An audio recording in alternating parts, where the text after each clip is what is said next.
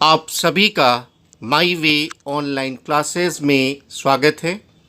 इस educational video में हम आपको राष्ट्रपति की क्षमादान की शक्ति के बारे में बताएंगे। क्षमादान की शक्ति, इसके अंतर्गत हम सभी अध्ययन करेंगे कि राष्ट्रपति की क्षमादान की शक्ति से संबंधित संवैधानिक प्रावधान क्या है, और उसके बाद हम सब देखेंगे राज्य में राज्यपाल की जो क्षमादान की शक्ति है वह क्या है, और उसकी तुलना हम राष्ट्रपति से करेंगे। इस बात का अध्ययन करेंगे कि राष्ट्रपति की क्षमादान की शक्ति का उद्देश्य क्या है, ऐसा प्रावधान क्यों किया गया, और अंततः इसकी प्रोसेस के बारे में बात करेंगे, इसकी प्रक्रिया के बारे में बात करेंगे। एक प्रश्न पर और विचार करेंगे कि जब राष्ट्रपति क्षमादान की शक्ति का निर्णय लेता है तो क्या सर्वोच्च न्यायालय उस आदेश का पुनर्विलोकन कर सकता है। तो जहां तक संवैधानिक प्रावधान का प्रश्न है, एक अनुच्छेद आपको याद रखना है, अनुच्छेद 72, जिसमें राष्ट्रपति की क्षमादान की शक्ति का उल्लेख है। वनडे एग्जाम में सीधे सीधे अनुच्छेद 72 के बारे में पूछ लिया जाता है, तो ये आपको याद होना चाहिए। इसमें प्रावधान है कि राष्ट्रपति ऐसे दंड को, ऐसी सजा को माफ कर सकता है जो नंबर 1 सैनिक न्यायालय के द्वारा दिया गया हो। सैनिक न्यायालय के द्वारा दिया गया हो। दूसरा, ऐसी सजा को, ऐसे दंड को माफ कर सकता है जो उस विधि के विरुद्ध हो जिसका विषय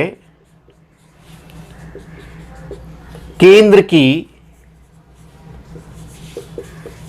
कार्यपालिका शक्ति से जुड़ा हुआ हो। यानी ऐसी सजा को राष्ट्रपति माफ कर सकता है, कम कर सकता है, जो उस विषय से जुड़ा हुआ हो जिसका विस्तार केंद्र की कार्यपालिका शक्ति से जुड़ा हुआ हो, से संबंध रखता हो। तीसरा, राष्ट्रपति मृत्युदंड को माफ कर सकता है। मृत्युदंड को माफ कर सकता है। तो इस प्रकार अनुच्छेद 72 में राष्ट्रपति वैसी सजा को, वैसे दंड को, वैसे दंडादेश को कम कर सकता है, माफ कर सकता है जो सैनिक न्यायालय के द्वारा दिया गया हो। ऐसी सजा को माफ कर सकता है जो विधि के विरुद्ध अपराध करने पर दिया गया हो, और ऐसी सजा को माफ कर सकता है या कम कर सकता है जो मृत्युदंड से संबंधित हो। ये भी कहा गया कि अनुच्छेद 72 के अंतर्गत कुछ शब्दों का प्रयोग हुआ है संविधान में, उनको समझने की आवश्यकता है। राष्ट्रपति क्षमा कर सकता है, जैसे कोई आदेश है, दंड आदेश है, उसको क्षमा कर सकता है। इंग्लिश में पार्डन कह सकते हैं आप। ये भी कहा गया संविधान की जो शब्दावली है उसको समझने की आवश्यकता है। प्रविलंबन शब्द का इस्तेमाल हुआ है, इसको इंग्लिश में आप रिप्राइव्स कह सकते हैं। लघुकरण शब्द का प्रयोग हुआ है,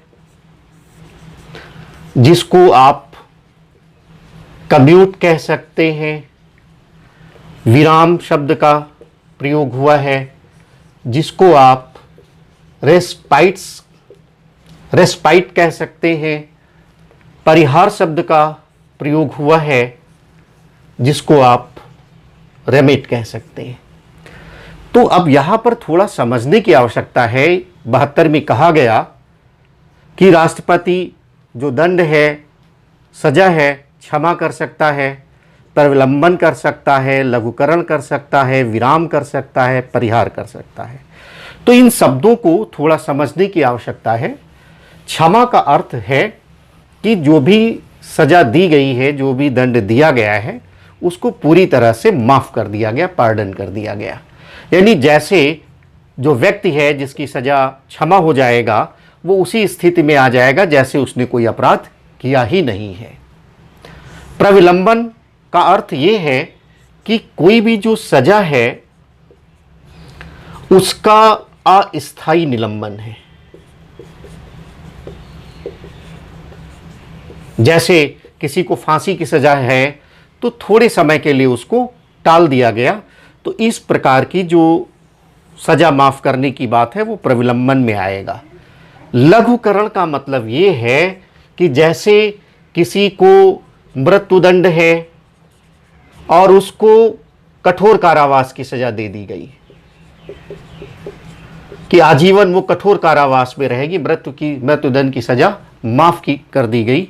या ऐसे भी आप कह सकते हैं, मान लेते हैं किसी को कठिन कारावास मिला और इस कठिन कारावास को सरल कारावास में बदल दिया गया। सजा को विराम करने का अर्थ यह है कि जैसे लघुकरण में क्या है, कठिन सजा को सरल सजा में है, लेकिन विराम में कम तो किया जाएगा, लेकिन जो सजा की प्रकृति है वो नहीं बदलती। यहां पर सजा की प्रकृति बदल गई लघुकरण में। मृत्युदंड जो है कठोर कारावास हो गया, आजीवन कारावास हो गया, कठिन कारावास है सरल हो गया, प्रकृति बदल जाती है, लेकिन विराम में प्रकृति नहीं बदलती। और मान लेते हैं कि 2 वर्ष का कठोर कारावास है किसी को, अब वो 1 वर्ष का कठोर कारावास कर दिया गया, तो प्रकृति नहीं बदली लेकिन सजा को कम कर दिया गया। परिहार का अर्थ ये होता है, परिहार का अर्थ ये है कि जैसे कोई जो दंड दिया गया है, सजा दिया गया है, उसको छोटा कर देना, कम कर देना। और ये इसलिए छोटा किया गया है कि कोई विशेष परिस्थिति है। जैसे कोई महिला है वो गर्भवती है, या कोई व्यक्ति है वो अपंग है, विशेष परिस्थिति है, तो उसके जो दंड है, उसके दंडादेश है उसके खिलाफ, उसको कम कर दिया जाता है। तो क्षमा में पूरी तरह से माफ़ हो गया, प्रविलंबन में सजा का अस्थायी निलंबन हो गया, लघुकरण में छोटी हो गई सजा, मृत्युदंड कठोर कारावास में बदल गया, कठिन कारावास सरल कारावास में बदल गया। प्रकृति बदल जाएगी दंड की, लेकिन विराम में बड़ी सजा छोटी सजा में बदल जाएगी, लेकिन प्रकृति नहीं बदलेगी। कठोर कारावास है तो कठोर कारावास ही रहेगा। ये कि 2 वर्ष है तो कम हो जाएगा, 5 वर्ष है तो 4 वर्ष कर दिया गया, 3 वर्ष कर दिया गया। परिहार का अर्थ है दंड का छोटा हो जाना विशेष परिस्थिति में, जैसे कोई मनुष्य अपंग है या कोई महिला गर्भवती है, तो उन परिस्थितियों में उसके दंड को छोटा करना। तो क्षमा, प्रविलंबन, लघुकरण, विराम, परिहार को भी समझने की आवश्यकता है। अब यहाँ पर प्रश्न ये उठता है कि जो राज्यपाल की क्षमादान की शक्ति है उससे तुलना करेंगे तो क्या दृश्य आता है। देखिए, राज्यपाल को जो क्षमादान की शक्ति है उसका उल्लेख 161वें अनुच्छेद में है। राष्ट्रपति किस में था? 72 में। तो पहले तो ये अंतर समझना है। दूसरी बात यह है कि जो राज्यपाल है वो सैन्य न्यायालय के द्वारा यदि दंड दिया गया है तो उसको माफ नहीं कर सकता। पहला जो अंतर है। दूसरा जो अंतर है कि राज्यपाल मृत्युदंड की सजा माफ नहीं कर सकता।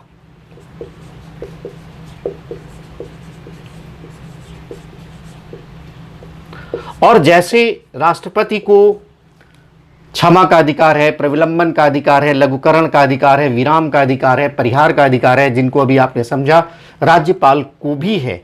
लेकिन राज्यपाल को उन विषयों तक ही है जहां की कानून या जिन विषयों पर राज्य की कार्यपालिका शक्ति का विस्तार है। मान लेते हैं कोई राज्य अपने कानूनों में मृत्युदंड का प्रावधान करता है, तब क्या होगा? तो यदि कोई राज्य मृत्युदंड का प्रावधान करता है तो भी उसको क्षमा करने की शक्ति राज्यपाल की नहीं होगी, उसको क्षमा करने की शक्ति राष्ट्रपति के पास ही होगी। तो ये अंतर हो जाता है राष्ट्रपति और राज्यपाल के संदर्भ में। राज्यपाल सैन्य न्यायालय के दंड माफ नहीं कर सकता, मृत्युदंड माफ नहीं कर सकता। यदि राज्य मृत्युदंड का प्रावधान करता है तो भी उसको क्षमा करने की शक्ति राष्ट्रपति के पास ही होगी। अब यहाँ पर यह भी प्रश्न पैदा होता है कि ये जो क्षमादान की शक्ति है, इसका उद्देश्य क्या है। पहला उद्देश्य ये है कि न्याय करने के क्रम में किसी से भी त्रुटि हो सकती है, कोई भी व्यक्ति, कोई भी संस्था गलती कर सकता है। तो अगर न्याय में कोई दोष है तो उसको दूर करने का प्रावधान इससे हो जाता है। मान लेते हैं सर्वोच्च न्यायालय के द्वारा भी कोई मिस्टेक हो जाती है, गलती हो जाती है, तो इस क्षमादान की शक्ति के माध्यम से राष्ट्रपति देख सकता है कि उस जो न्याय हुआ है उसमें कोई दोष तो नहीं है। तो न्याय में दोष को दूर करना इसका उद्देश्य है क्षमादान शक्ति का। दूसरा यह भी है, यदि मान लेते हैं न्याय करने के क्रम में कि जो अपराध हुआ है उस संदर्भ में जो दंड है, सजा है, वो बहुत कठोर दे दी गई, तो उस पर विचार करना। तो क्षमादान की शक्ति का उद्देश्य है न्याय में यदि कोई विसंगति है उसको दूर करना, दंड या सजा यदि कठोर है तो उस पर विचार करना। अब इसके बाद हम लोग बात करेंगे इसका प्रोसेस क्या है। राष्ट्रपति की क्षमादान शक्ति 72वें अनुच्छेद में जो है, तो क्या राष्ट्रपति अपने विवेक के आधार पर किसी को क्षमा कर सकता है? तो ऐसा नहीं है। यहाँ पर समझने की आवश्यकता है इसका प्रोसेस क्या है। जिस भी व्यक्ति को सजा मिली वो राष्ट्रपति के पास में दया याचिका दायर करेगा। दया याचिका को राष्ट्रपति केंद्रीय गृह मंत्रालय को भेजेगा और केंद्रीय गृह मंत्रालय इसे राज्य सरकार के पास, राज्य सरकार यानी जिसको सजा हुई है, जहां पर यह घटना घटी है, उससे संबंधित जो राज्य है उसके पास भेजेगा सलाह के लिए। इसके साथ साथ केंद्रीय गृह मंत्रालय, कानून मंत्रालय,